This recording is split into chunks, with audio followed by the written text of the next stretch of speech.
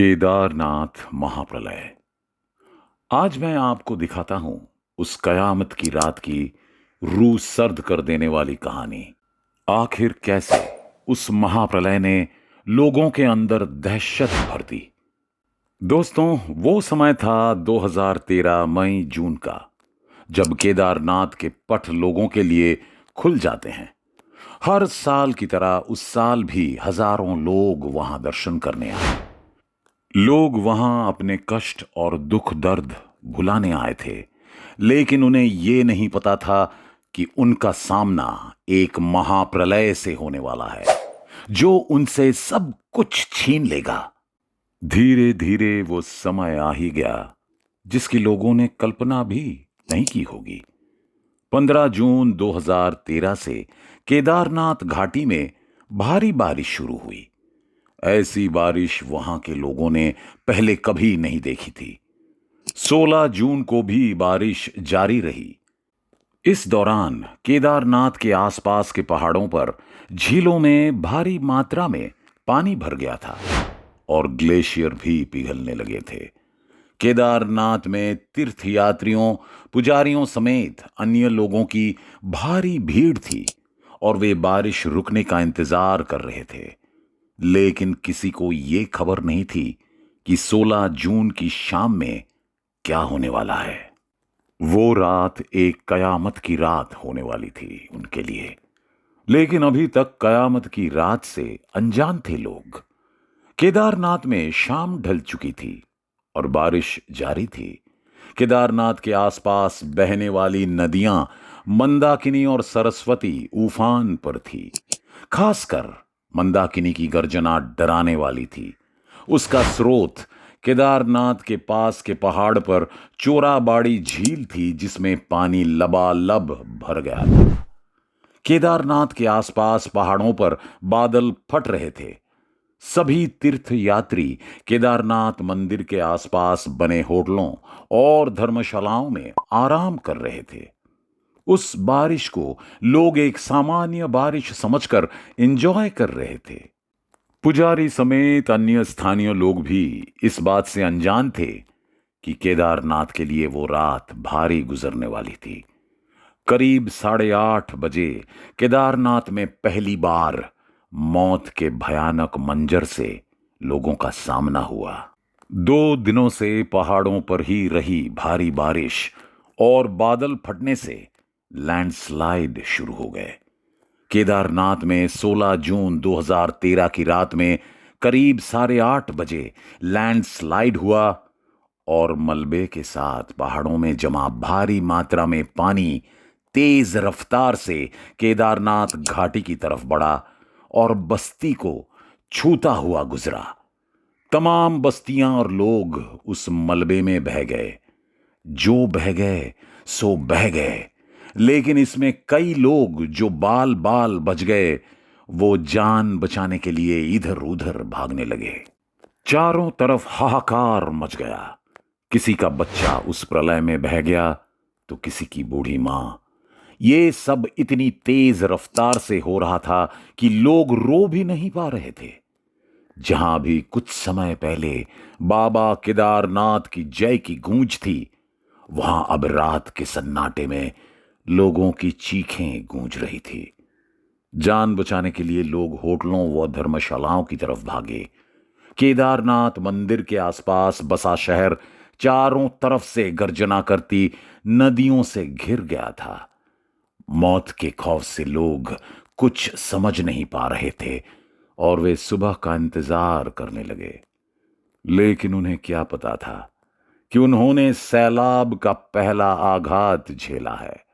सुबह इससे भी ज्यादा भयानक कुछ होने वाला है। कुछ लोग सुबह होने का इंतजार, सब कुछ ठीक होने का कर रहे थे, तो कुछ लोग उसी रात अपना परिवार खो चुके थे।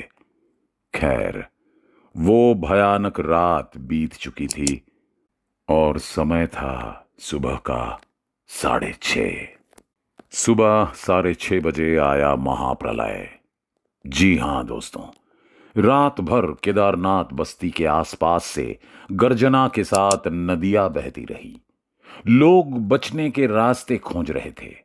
वे लोग दहशत से भरे थे, लेकिन केदारनाथ में फंसे लोग बारिश रुकने के इंतजार में थे।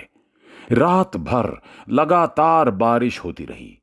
मंदिर, होटलों, रेस्ट हाउसों में जाग रहे लोग यही सोच रहे थे कि अब पता नहीं क्या होने वाला है।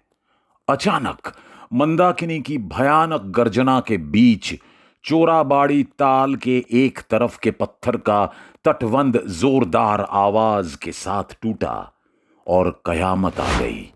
आ गया सैलाब कहकर लोग भागने लगे।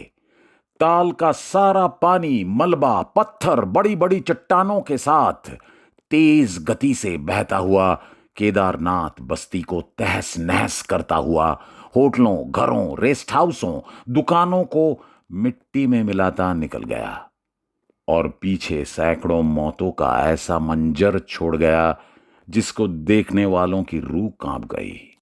करीब 40 किलोमीटर प्रति घंटे की रफ्तार से 100 मीटर ऊंची पानी की लहरों में बड़ी बड़ी चट्टानें थी। इस सैलाब में कई रेस्ट हाउस, होटल बह गए और ये अपने साथ कई लोगों को बहाकर ले गया। केदारनाथ बस्ती में किस्मत से जिंदा बच गए लोगों के कई रिश्तेदार सैलाब में बह गए थे। इनमें से कईयों का आज तक कोई पता नहीं चला। कुछ मिनटों में ही केदारनाथ बस्ती में मकानों की जगह पत्थरों का मलबा था। इंसानों की लाशें जहां तहां बिखरी थी। चोराबाड़ी ताल से निकले तबाही के सैलाब के रास्ते में जो भी गांव आया वहां भारी तबाही हुई। रामबाड़ा और गांधी कुंड के इलाकों में जान माल का भारी नुकसान हुआ। इस तबाही में केदारनाथ मंदिर बच गया, जिसके पीछे एक बहुत बड़ी चट्टान आकर रुक गई और सैलाब किनारे से गुजर गया, जिसे लोगों ने चमत्कार समझ लिया। इसलिए इस चट्टान को कुछ लोग चमत्कारी शिला भी कहते हैं, क्योंकि केदारनाथ की दीवार के बराबर ही वो चट्टान थी जो सीधा आकर मंदिर के पीछे रुक गई और पानी की धारा को दो भागों में बांट दिया, जिससे उस महाप्रलय में सब कुछ लगभग तबाह हो गया। लेकिन केदारनाथ मंदिर को कुछ नहीं हुआ। वो चट्टान अभी भी वहां मौजूद है। खैर, आगे बढ़ते हैं।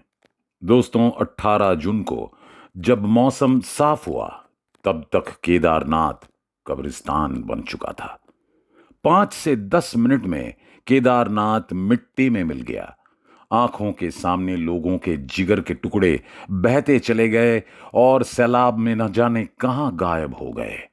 एक दूसरे को बचाने के लिए वे हाथ पकड़े हुए थे, लेकिन सैलाब की ताकत उनके रिश्तों की डोर की ताकत से कहीं ज्यादा थी।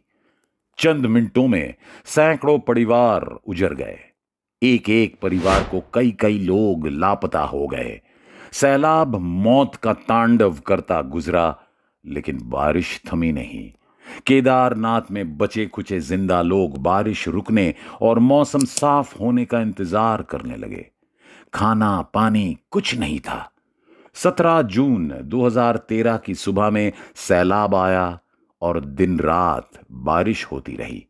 18 जून को जब बारिश थमी और मौसम साफ हुआ, केदारनाथ शहर से कब्रिस्तान बन चुका था, जिसमें जहां तहां लाशों के चिथड़े पड़े थे। कहीं सर तो कहीं धड़ था। किसी के बदन पर कपड़ा नहीं था। जगह जगह पत्थरों और खंडहरों में लाशें फंसी थी। जिन लाशों का पता नहीं चल पाया, उनके रिश्तेदार आज भी उनके लौट आने का इंतजार कर रहे हैं। केदारनाथ त्रासदी अपने पीछे ऐसी अनेक दर्दनाक जिंदगियां और कहानियां छोड़ गया, जिसे सुनकर आज भी इंसान रो देता है। 16 जून 2013 की वो रात कुदरत के कहर की ऐसी रात है जिसे कभी भुलाया नहीं जा सकता। 10 साल गुजर गए, लेकिन उस तबाही के मंजर देखकर आज भी लोग दहशत से भर जाते हैं। तबाही के बाद की तस्वीर से सहम गए लोग। केदारनाथ में हुई तबाही की खबर से देश सन्न रह गया। सैटेलाइट से जारी तस्वीर में केदारनाथ का नजारा डरा देने वाला था। जहां पूरी बस्ती बसी थी, वहां सिर्फ मलबे नजर आ रहे थे। 5 से 10 मिनट के अंदर केदारनाथ इंसानों की बस्ती से लाशों का कब्रिस्तान बन गया था। तबाही के बाद राहत और बचाव काम काफी दिनों तक चला। एनडीआरएफ, भारतीय सेना और वायु सेना ने हजारों लोगों को बचाया। इस महाप्रलय में कितने लोग मारे गए, इसका सही सही आंकलन नहीं हो पाया है। बताया जाता है कि इसमें 12,000 से ज्यादा लोग मारे गए। सरकारी आंकड़े 4,000 से ज्यादा मौतों की गवाही देते हैं। त्रासदी के महीनों बाद केदारनाथ के आसपास के इलाकों से मिले कंकाल भी बताते हैं कि प्रलय का वो मंजर कितना भयानक था।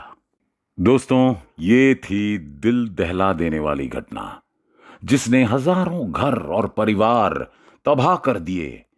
लेकिन ये घटना आखिर घटी क्यों? विज्ञान इतना आगे निकल चुका है, क्या मौसम विभाग को कोई जानकारी नहीं थी? एक पत्रकार ने 2004 में ही इस घटना की भविष्यवाणी कर दी थी। खबर भी छपी थी अखबार में, पर उस खबर को ज्यादा तूल नहीं दी गई या उस खबर को दबा दिया गया, ये तो वही लोग जाने। खैर, ये तो आप जान ही चुके हैं कि इस महाप्रलय से कई लोगों की जान जाने समेत कई इमारतों को भी नुकसान पहुंचा था। शिव के इस पावन धाम में आए जल प्रलय ने सबको हिलाकर रख दिया था। वैज्ञानिक जहां इसकी वजह ग्लेशियर का पिघलना बता रहे हैं, वहीं धार्मिक दृष्टिकोण से भी इसके कई महत्व है। तो कौन से हैं वो प्रमुख कारण? आइए जानते हैं। नंबर 1, केदारनाथ को शिव के 4 धामों में से प्रमुख माना जाता है। मान्यता है कि यहां शिव के दर्शन मात्र से भक्त के सारे कष्ट दूर हो जाते हैं।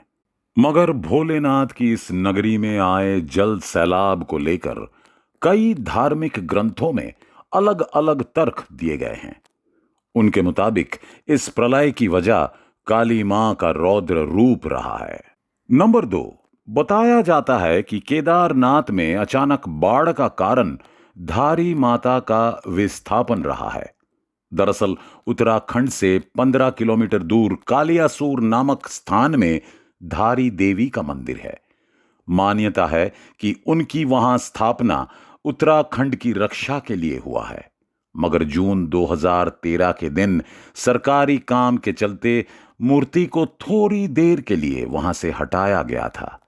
लोगों का मानना है कि मूर्ति के हटने के कुछ घंटों बाद ही केदारनाथ में भारी तबाही मची थी। नंबर 3, धारी देवी के इस विकराल स्वरूप की हकीकत को कई दिग्गजों ने भी माना है। भारतीय जनता पार्टी की वरिष्ठ नेता उमा भारती ने भी एक सम्मेलन में इस बात को स्वीकार था कि अगर धारी माता का मंदिर विस्थापित नहीं किया जाता तो केदारनाथ में प्रलय नहीं आती। नंबर 4, केदारनाथ में प्रलय का एक अन्य कारण अशुभ मुहूर्त में खोले गए कपाट को भी बताया जाता है। कहते हैं कि 4 धाम की यात्रा की शुरुआत अक्षय तृतीया के दिन गंगोत्री और यमुनोत्री के कपाट खुलने से होती हैं। मगर साल 2013 में कपाट शुभ मुहूर्त बीत जाने के बाद खोले गए। विद्वानों के अनुसार केदारनाथ में तबाही का यह भी एक कारण रहा है। नंबर 5, जानकारों के मुताबिक 12 मई साल 2013 को दोपहर बाद अक्षय तृतीया शुरू हो चुकी थी, जो कि 13 तारीख को 12:24 तक ही थी। इस बीच गंगोत्री और यमुनोत्री के कपाट नहीं खोले गए, जबकि इसके खोलने के समय पितृपक्ष काल चल रहा था। इस बीच कोई भी शुभ काम नहीं किए जाते हैं। मगर उस वक्त कपाट के खोलने का विपरीत असर केदारनाथ में देखने को मिला। नंबर 6, केदारनाथ में आई तबाही का कारण मां गंगा का रौद्र रूप भी रहा है। माना जाता है कि धरती के कल्याण के लिए भागीरथ गंगा को लेकर आए थे। उन्हें शिव जी ने धारण किया था। इसलिए उन्होंने देवी गंगा के स्वरूप को बरकरार रखने का वचन दिया था। मगर लगातार गंगा में बढ़ते प्रदूषण ने गंगा के धैर्य का बाण तोड़ दिया। नतीजतन केदारनाथ में भयंकर जल प्रलय आई। नंबर 7, एक अन्य पौराणिक कथा के अनुसार मंदाकिनी और अलकनंदा से मिलकर गंगा बनी है। वो धरती पर नहीं आना चाहती थी, मगर भगवान शिव के आग्रह पर उन्हें धरती पर उतरना पड़ा था। क्योंकि भगवान शिव उनकी मर्यादा की रक्षा नहीं कर पाए, इसीलिए मां गंगा नाराज हो गई, जिसके चलते गंगा ने अपनी सीमा तोड़ दी। इससे पहले साल 2010 में भी गंगा अपना रौद्र रूप दिखा चुकी थी। उस वक्त ऋषिकेश में आई बाढ़ के चलते परमार्थ आश्रम में लगी शिव की विशाल मूर्ति तब बह गई थी।